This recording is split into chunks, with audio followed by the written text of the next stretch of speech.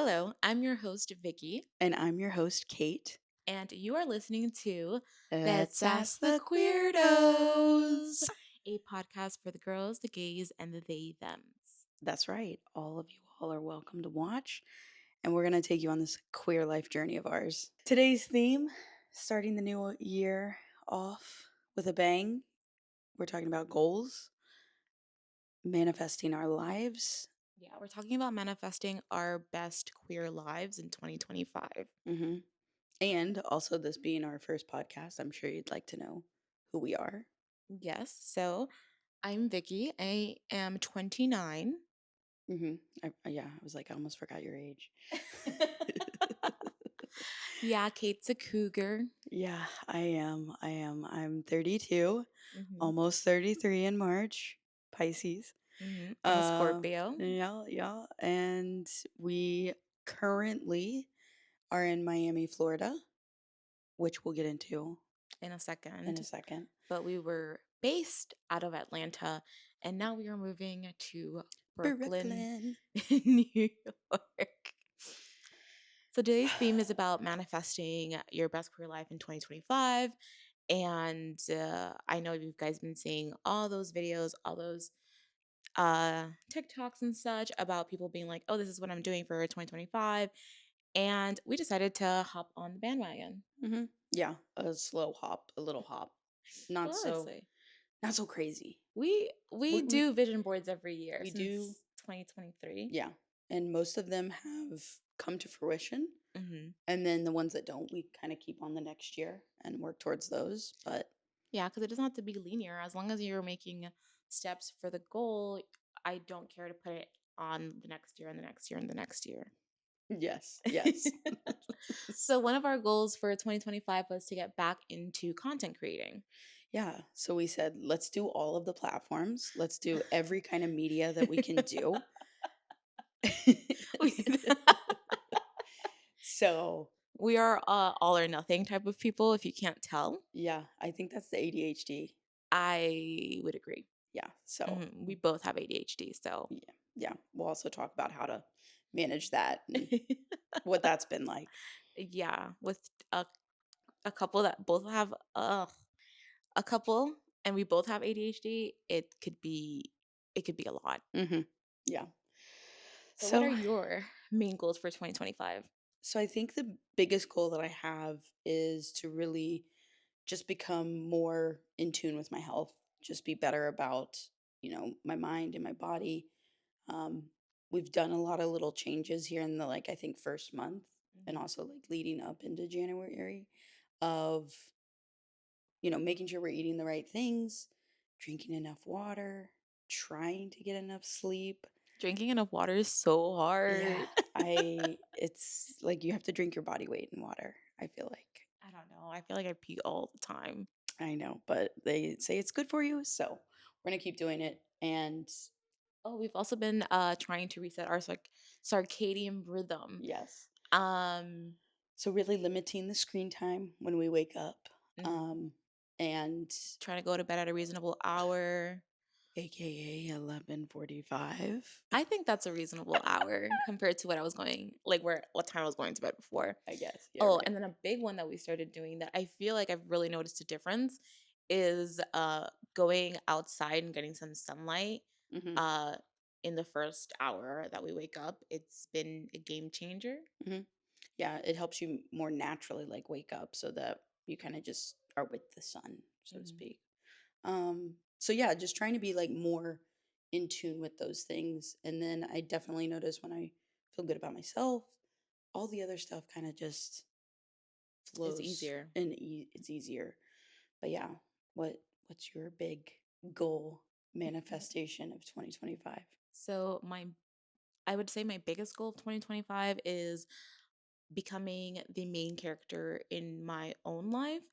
I just want to be unapologetically me. I just want to dive into my queerness, dive into uh not a new me, just a more refined, better version of myself. hmm Yeah, Mm. like a renaissance, a rebirth. Yes, like a renaissance. We're definitely hoping that this move to Brooklyn is our Renaissance because we have had a crazy 2023 and 2024.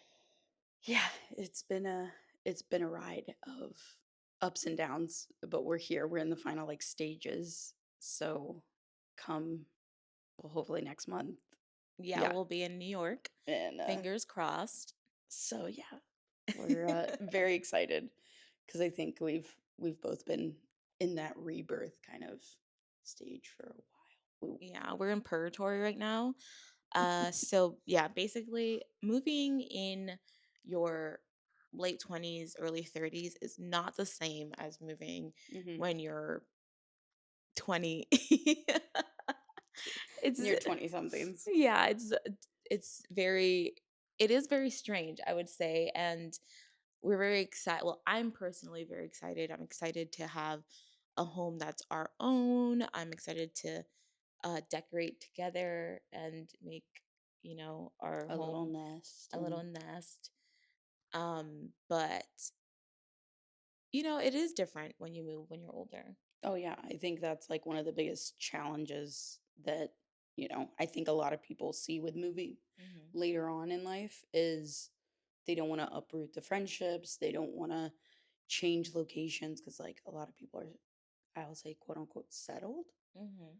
and they like are comfortable where they're at. And I think that both you and I, we tend to like to move. That's, I you know, wouldn't say we tend to like to move. I just don't like just how would you say it? I don't like being comfortable. Not comfortable. Sounds sta- awful. feeling stuck. I don't like feeling stuck and I don't like feeling content. So basically it was a big decision to uproot from Atlanta and move to New York. Hmm. We we met in Atlanta, We both like Atlanta. we love Atlanta. We have our friends in Atlanta. We had a little community there. Hmm. But I think we're just like ready, and we're ready to move to a different city and somewhere that we just feel is more us. Because It's I not even think, just more us. I also feel like we outgrew the city in a yeah. way. Atlanta's nice and it's beautiful and uh there's so much to do, but we wanted a place that was more well, I am so big on walkable cities. Hmm. Yeah. I'm very big on walkable cities. The traffic in Atlanta was a nightmare. Yeah. Anywhere you go, you had to just factor in that you were going to be sitting in traffic for like 20 minutes, 20 20 minutes to if you were 30 minutes. lucky. Yeah, it was It like didn't 30 matter. minutes to go 1 mile. It's crazy. It didn't matter which time, Mhm. day. Yeah. It was bad timing. Yeah, so living in a walkable city is a big big thing for me, and there are walkable parts of Atlanta, but like you have to pay A for pretty those. penny to live Yeah, in you have those. to pay for those parts. It's not accessible to everyone, and that's yeah, and Atlanta's a very gay city, It is. It but is. I wanted a more queer city. Yeah. So we're very much looking forward to this next chapter and really discovering that Renaissance phase, rebirth phase. I don't know. Okay, one of my other biggest fears, other than you know just starting over, is the winters. Oh, right. Yes. The seasons. Yeah. Because in Atlanta, you don't really get, It's mild. it's mild. It's like you don't get the drastic seasons. You don't have the really crazy winters. You And do get hot summers, but I grew up in Miami, Florida, so me in winter, I know nothing about her. me, I know a little something about her. I Mhm. grew up in Kentucky, so I'm pretty used to ice, snow, pretty cold. So I'm looking forward to the getting back to like a full winter. I am also nervous about making new friends. I feel like making friends as you get older is very hard. Hmm. Yeah, I agree. I think a lot of people take for granted the friendships that they kind of establish, but then it's a lot of upkeep sometimes to maintain those friendships. Mhm. And so when you move, then you're kind of forced to redo all of that and just learn how to, Yeah, you gotta put a lot of time and into effort and an effort, deposits and emotional deposits, which I am okay doing. But like there's a fear of rejection, like, or are they gonna like me? Um, I have a very strong personality. you don't say. I have a very strong personality that goes amazingly well with some people and horrendous with other people. So, Mhm. But I mean, I think we do a pretty good job of balancing one another out. mhm, So, I think it's going to be fine finding friends. yeah, It's going to be easy. I think there's a lot of things in New York that are not in other cities. Like there's free events, there's free meetups, there's pop-ups that they do that's just like crazy.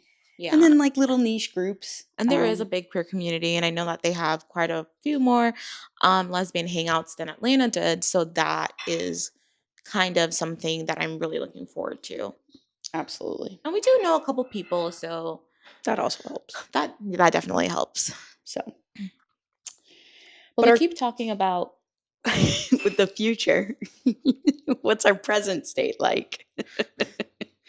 So like we said, we're in Miami, and we've been here for 2-ish it months. feels like an eternity. Yes.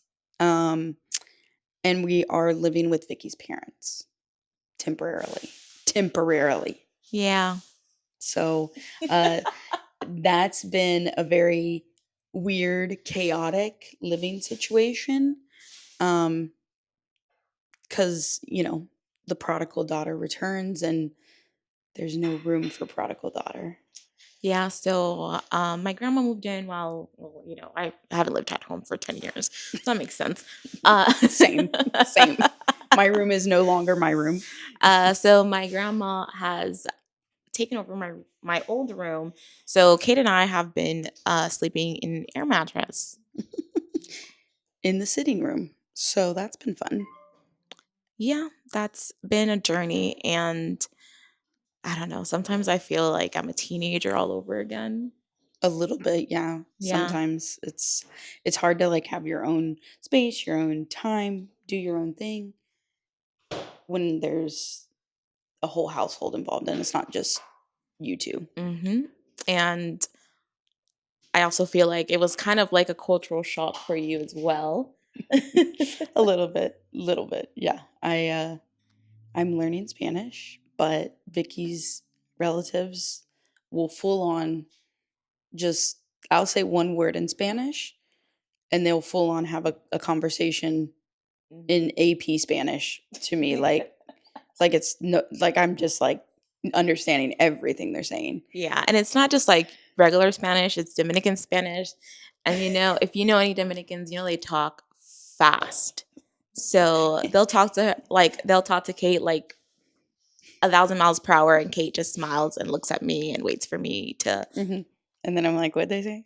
I'll pick up maybe 2 words and, like, understand somewhat contextually, but yeah, it's also helped my Spanish greatly. Mhm. I've now been on a 30-day streak on Duolingo. Go me. I'm getting up there in the chapters, but yeah, it's really helped being, like, encompassed in Spanish. Mhm. And I will say it's definitely helped Kate understand some of my quirks and ticks a little more, and Your idiosyncrasies. definitely my triggers. Because no one can push your buttons like your family. Oh, yes. So that's also been a very big factor in kind of like pushing our process like along towards that like goal of getting to New York that much like we are on it every week I need it to be done. yesterday. And also we do kind of try to manifest the goals that Mhm. we have kind of set forth by talking about them and just keeping them relevant, keeping them present on our mind despite the chaoticness of our living living situation. situation.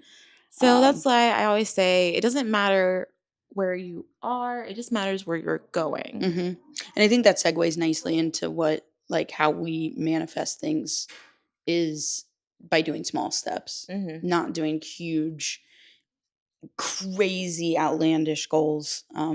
Yeah, I don't do well with like big changes. We'll also talk about that in our little passions that, you know, Passion projects. yeah, passion products. And, but yeah, definitely taking small steps Hmm. and trying to change little things so that they stay for the long haul, so to speak. But yeah. It is really hard, I would say, to um sometimes it is hard to focus on your goals when you feel like your whole life is just not falling apart, but you feel like you're stuck. But I just try to tell myself it's temporary. Everything is. That's what I keep saying about the situation right now. It's just temporary. It's Mhm. not our permanent living situation. It will end. We just need it to end faster. But I think We as need it long as to you, end fast. as long as you're keeping your kind of goals and your aspirations or dreams, whatever you want to call them, at the forefront of your mind, and you're doing those little things, you're gonna achieve your goals. Mhm. But I also do think that you can't be hard on yourself either No, no. because, it's not linear. I have a lot of experience with being hard on myself, and that's another thing that I'm letting go of in 2025. Oh, we forgot to mention another thing that we've been flirting with in hmm A 2025. situationship. A toxic one at that. Um, It just turned toxic. uh, we were gonna do no by 2025. Were we gonna do no buy, or were we gonna flirt with that idea? Because I think that's pretty drastic. No buy. Yes, we're flirting with the idea, and now we have decided that we're gonna try to do low by 2025, and it's okay. It's going okay. hmm I say we ran off the rails over the weekend a little bit. It got a little dicey. Okay, the thing about me is that I can't. A good deal is a good deal, and I know that's like one of the rules. And they were like, oh, if you don't need it, but like, what if I need it? But you always say that. And then I do the bad thing of saying, "Oh, that thing looks like it could be $600." And then I see the price tag and it's $300 and I'm like, "Whoa, that's a deal." Girl, man. Yeah, and then I'm just like, "I got to buy it. It's done." And then I have to tell Kate no. I'm like, Yeah. no. And then I end up buying it anyways. Just kidding. But yeah, we flirting with that idea. Yes, we are flirting with no by 2025, low by And 2025. And then our big rule that we I kind was of going to been say, say what's the big rule? that we've been staying true to is if we are going to buy, we're buying secondhand. Mhm. And in what, the 2 weeks that we've been in 2025, Yeah, cuz today is the 15th, so it's 2 weeks and a day. we have not bought anything new that we did not need, like actually need. Uh-huh. Because Yeah. we did buy a dog bed, but The they dogs desperately needed. they ate it, Yeah. so we needed to buy a new one. Yeah.